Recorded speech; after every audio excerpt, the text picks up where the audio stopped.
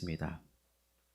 우리 예수님께서 이제 나귀를 타고 예루살렘에 들어오신 이 십자가에 못 박히시기 전 이 한 주를 우리는 종려주일로 지키며 고난주간으로 보내게 됩니다. 예수님께서 십자가에 못 박히시기 전에 제자들을 다 모아놓고 유월절 만찬이라고 할 게 없어요. 여러분, 유월절 때 먹는 음식은 정해져 있습니다. 누룩을 넣지 않는 무교병, 그 딱딱한 맛없는 빵이에요. 그거하고 쓴 나물을 먹게 돼 있고, 이건 만찬이라고 할 수가 없죠. 어쨌든 제자들과 이 다락방에 모여서 유월절 음식을 잡수시던 것이 오늘날에 우리가 이 성찬식으로 지키게 되었습니다. 그런데 예수님께서 제자들과 이 유월절 음식을 잡수실 때 이 누룩을 넣지 않는 빵과 함께 포도주를 함께 드셨거든요. 근데 이 포도주를 드시면서 제자들한테 했던 말은 당시 유대인 사람이었으면은 뒷목 잡고 쓰러질 일이었습니다. 왜 그러느냐? 자, 우리 마태복음 26장 27절 28절을 함께 한번 읽어볼까요? 여러분, 이 자리에서 뒷목 잡고 쓰러지시면 안 됩니다. 이 구절을 읽고 다 같이 읽겠습니다. 시작. 또 잔을 가지사 감사기도 하시고 그들에게 주시며 이르시되 너희가 다 이것을 마시라. 이것은 죄사함을 얻게 하려고 많은 사람을 위하여 흘리는 바 나의 피 곧 언약의 피니라. 어느 부분에서 제자들이 뒷목 잡고 아니 예수님도 유대인 아닌가? 라고 반문할 정도의 그 말씀이 있으셨는데 그게 뭐냐면 나의 피, 그 언약의 피를 마시라는 거예요. 여러분, 이스라엘 사람들, 유대인들에게 있어서 이 피에 대한 개념 두 가지가 있습니다. 첫 번째가 뭐냐면 피는 생명이에요. 피는 생명. 절대로 피를 먹지 말라 그랬어요. 피를 모아다가 응고해가지고 먹을 수도 있잖아요. 피를 마시기도 한단 말이에요. 근데 절대로 피는 먹지 말라. 왜냐하면 그 피는 생명이기 때문에 그래요. 이스라엘 백성들이 이 음식법을 얼마나 철저하게 지켰는지 모릅니다. 그래서 먹지 말라는 것은 생명과도 지키면서 먹지 않았습니다.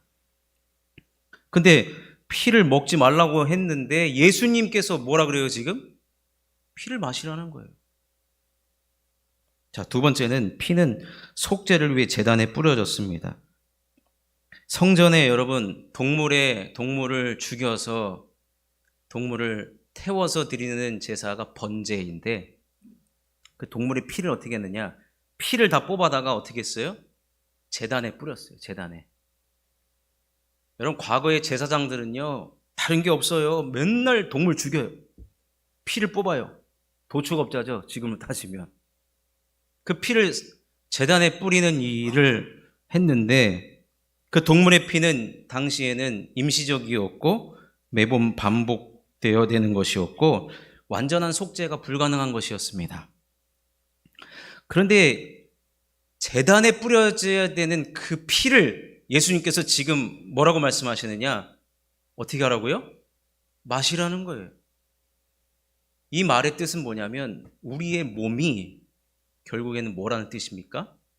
성전이고 제단이라는 거예요. 우리의 몸이 마시면서 그 피가 우리 몸에 뿌려지고 그 예수님의 피로 말미암아 우리가 완전한 속죄가 가능하다는 겁니다. 그래서 이 말씀을 하신 것은 이제 눈에 보이는 건물인 성전이 아니라는 거예요.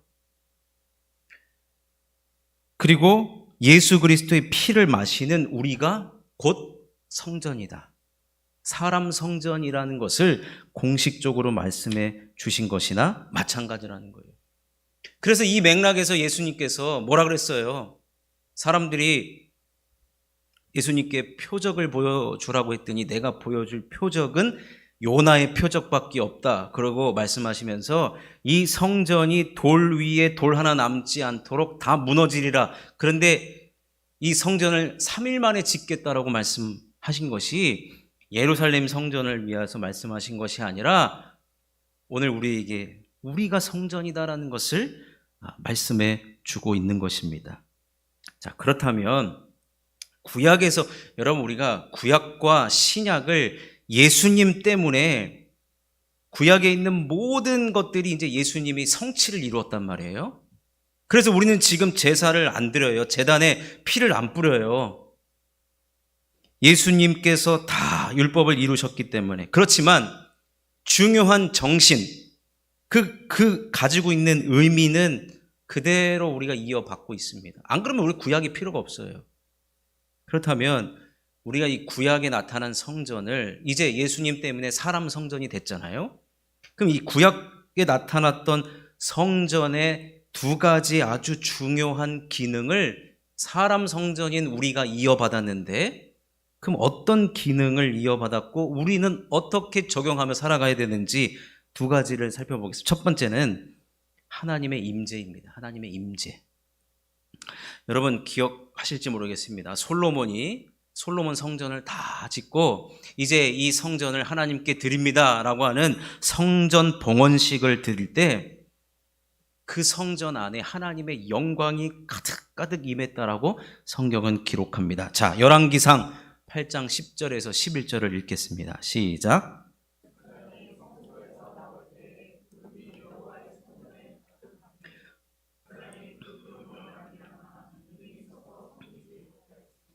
이는 여호와의 영광이 여호와의 성전에 가득함이었더라.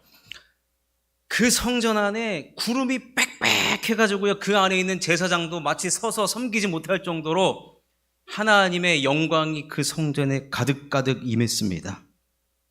그 눈으로 보이는 성전에 하나님의 영광이 임했고, 이제 사람 성전인 우리가 하나님의 영광이 우리 가운데 가득가득 임한다는 것을 신약 성경의 표현을 뭐라고 얘기하냐면 성령 충만이라고 합니다. 성령 충만.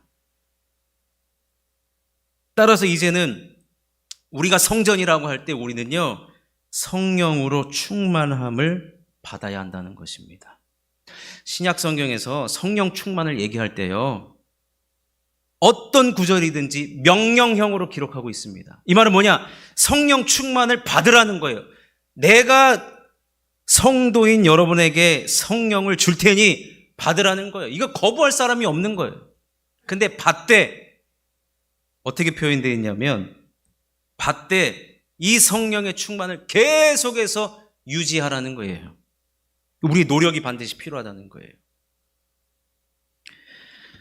자, 에베소서 5장 18절 말씀은 한번 먼저 읽겠습니다. 시작. 술 취하지 말라. 이는 방탕한 것이니 오직 성령으로 충만함을 받으라.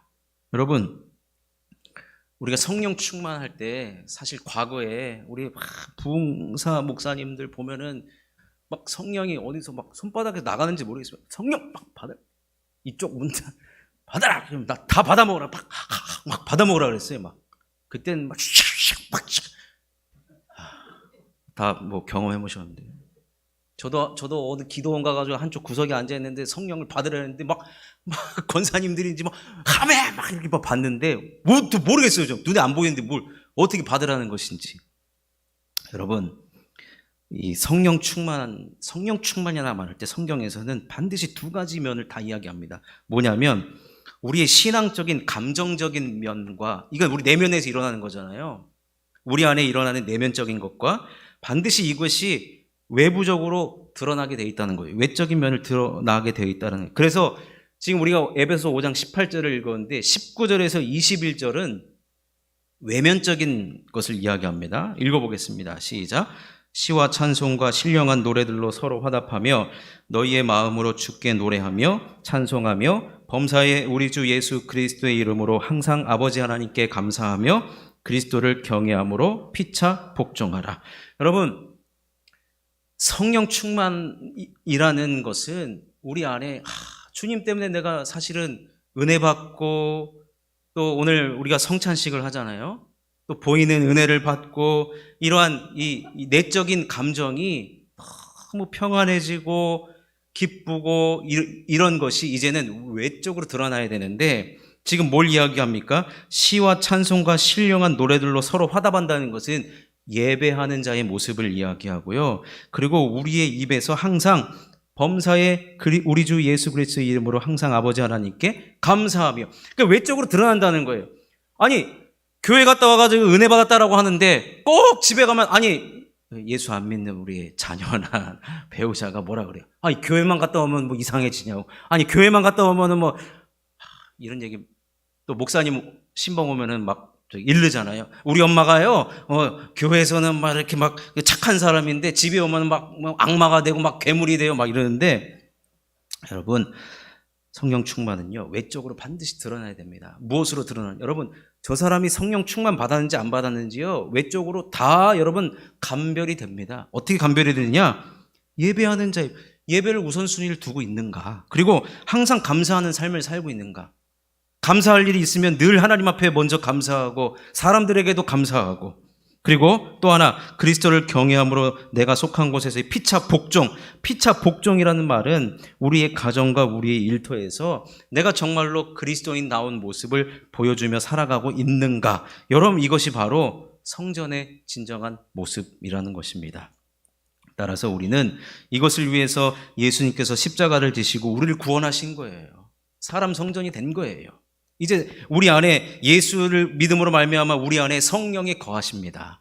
그러면 성령께서 우리 가운데 좌정하셔서 우리들에게 때로는 평안도 주시고 은혜도 주시고, 그러면 이것이 외적으로 예배를 통하여서 감사의 입술로 또 우리의 삶의 모습으로 반드시 드러나야 한다는 것입니다. 여러분, 그런 사람이 바로 성전이고, 그런 성전에 하나님의 임재가 가득가득한 모습으로 살아가는 저와 여러분 되실 수 있기를 주의 이름으로 축원합니다. 두 번째로는 속죄의 기능입니다. 성전에서는 사실은 제일 중요한 게 뭐예요? 죄 용서함을 받는 거예요. 구약의 제사는 성전을 통해서 드려졌습니다. 제사를 통해 죄를 사함 받는 것입니다. 그런데 이제 우리는 예수님의 피를 통해 죄 사함을 받아요. 동물의 피를 들여서 반복적으로 속죄받는 일은 이제 완전히 사라졌습니다. 그렇다면 우리가 성전이지만, 근데 여러분, 우리의 모습을 보면 사실은 우리가 또 죄를 짓고 산단 말이에요. 그래서 우리가 예배 시간 때 회개의 기도 시간도 있고, 반복적으로 짓는 죄를 예수 그리스도의 보혈의 능력으로 우리는 이겨내고 용서함을 받아야 됩니다. 또한 우리는 용서함 받은 삶을 계속해서 살아가야죠. 여러분, 점점 죄 안 짓는 삶, 하나님 마음에 합한 삶, 성전다운 삶을 살아가려고 하는데, 그것을 일컬어서 성경에서는 뭐라고 얘기하느냐? 거룩한 삶이라고 하는 거예요. 거룩한 삶. 따라서 성전의 두 번째 기능인 속죄가 사람 성전인 우리에게 이루어졌을 때 우리는 거룩의 삶을 추구하는 것으로 나타나야 한다는 것입니다. 그렇다면 거룩의 삶은 어떻게 살아가야 되는가? 자, 디모데전서 4장 5절입니다. 아주 간단하게 이야기합니다. 읽겠습니다. 시작. 하나님의 말씀과 기도로 거룩하여 지민이라. 말씀과 기도를 통하여서 성전된 삶을 살아가라는 것입니다. 근데 여러분, 사실은 이 디모데전서 4장 5절에 하나님의 말씀과 기도로 거룩하여 지민이라가 나오기 전까지 무슨 이야기를 하고 있는가? 나중에 집에 가서 한번 읽어보십시오. 무슨 이야기를 하느냐? 거룩한 삶을 방해하는 세력이 많다는 거예요. 여러 가지로 유혹한다는 거예요. 육체적으로 죄 짓는 것들을 계속해서 미혹하고 유혹시킨다는 거예요. 그러나 그럼에도 불구하고 우리가 성전이기 때문에 거룩한 삶을 살아가기 위해서는 결국에는 말씀과 기도로 우리를 채우는 수밖에 없다는 거예요. 그것을 채우고 어떻게 살아가야 되느냐? 죄 짓지 않기 위해서 여러분 무슨 고립돼서 살아갑니까? 아니에요. 예수님께서 우리는 세상의 빛이요 세상의 소금이라고 그랬어요. 그 말은 세상 속에서 우리가 살아갈 때 사실은 때를 묻고 죄 짓는 사람과 어울리다 보면 우리도 때로는 그들의 영향을 받을 수가 있습니다. 그럼에도 불구하고 다시 하나님 앞에 나와서는 하나님의 말씀과 기도로 깨끗한 삶을 다시 한번 살아가리라, 거룩한 삶을 살아가리라, 그렇게 다짐하는 것이 바로 성전의 삶을 살아간다는 것입니다. 따라서 여러분, 이 거룩의 개념도요, 말씀과 기도로 솔직히 말씀드리면 우리가 무장돼서 세상에서 살아가는 거예요. 아무리 무장돼도요, 여러분, 세상은 다수예요. 다수를 상대하는 것은 쉽지가 않습니다. 그렇기 때문에 우리는 성령 충만, 또 이 거룩은요, 우리 안에서 시작해서 바깥으로 향할 수밖에 없는데, 그 말은 뭐냐면 우리끼리 여러분 맨날 360을 예배만 드리고 삶을 우리가 어떻게 살아갑니까? 그럼 우리 산속에 가서 머리 깎고 이런 거 해야죠. 근데 우리는 다 우리 삶 속에서 산 아래에 있는 우리 기독교인데, 그렇다고 한다면 우리가 예수 믿지 않는 사람들과 섞여 살 텐데, 그럼에도 우리가 성전이라는 정체성을 가지고 살아갈 수 있는 유일한 방법은 뭐냐? 하나님의 말씀과 기도로 거룩하여지는 거룩의 삶을 추구하는 것밖에 없다는 것입니다. 그래서 우리는 이 거룩의 삶이 세상 속에서 구별되고 분별된 모습으로 살아가야 한다는 것입니다. 이 거룩이 언제 나타나고, 여러분 말씀과 기도가 여러분 뭐 눈에 당장 보입니까? 여러분 말씀 얼마나 읽은지, 요즘에 그 히브리서하고 야고보서 여러분 제가 물어봐야지 여러분 몇 장까지 썼는지 알 거 아니에요. 사실 여기 막 달려 있으면 좋겠어요. 오늘 히브리서 9장까지 썼다. 그럼 지나다니다 보면서 우리 권사님 오늘 8장까지 쓰셨네요. 이렇게 눈에 보이면 얼마나 좋아요. 근데 말씀과 기도는요, 눈에 보이지 않는 성격이에요. 근데 이것이 언제 나타나고 능력으로 나타나느냐? 세상 사람들과 섞여서 살아갈 때 이것이 능력으로 나타난다는 것입니다. 그러면서 맞다, 내가 성전이지, 우리가 성전이라 그랬어. 내가 비록 여기서 때로는 실수하고 실패할 때도 있지만 다시 그래도 여러분 우리가 시작할 수 있는 힘과 방법이 있는데, 그게 뭐냐? 하나님 말씀과 기도로 거룩하여진다는 것입니다. 자, 여러분 말씀을 정리하겠습니다. 우리는 성전입니다. 아멘이시죠? 우리가 예수 믿고 성령이 우리 안에 거하십니다. 이제는 우리가 그 성령과 함께 교제하는 것부터가 성전된 우리가 해야 할 일입니다. 근데 그 성령은 인격이십니다. 인격이신 하나님을 우리는 기쁘시게 하는 성전이 되어야 합니다. 그런데 에베소서 4장 16절에 이런 말씀이 있어요. 한번 읽어보겠습니다. 시작.